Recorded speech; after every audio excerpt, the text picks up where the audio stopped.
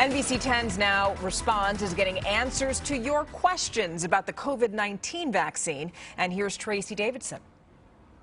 Today we tackle some confusion about your immunity after you get COVID-19. We talked to Dr. Les Zeckley from Doylestown Hospital to set us straight.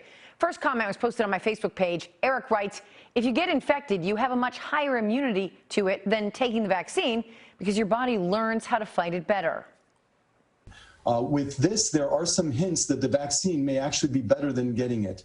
What I mean by that is some people get a very small inoculum, so they don't get much virus. They handle it very well. They don't mount much of an immune response. Other people are, while up there in the ICU, they're near death. They form a lot of antibodies. And so the immunity, once you're infected, it varies. With a vaccine, we know a precise dose. We know the response. We know it's safe.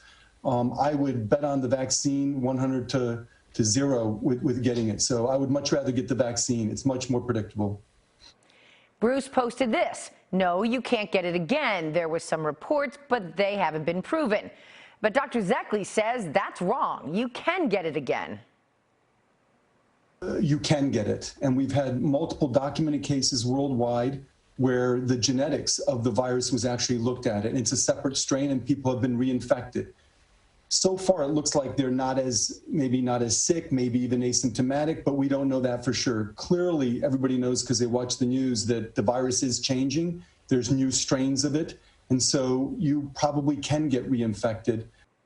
Now, the hope is that you would not be as sick the second time, that you'd have partial immunity, maybe from your first infection. How long does that last? At least 90 days, but after that, your immunity might wane. Dr. Zeckley says we'll get more data on that as more testing is done. If you have a question about the COVID-19 vaccine, just send us an email to vaccine@nbcphiladelphia.com. You can also get in touch through our NBC10 Facebook page. Tracy Davidson, NBC10 News.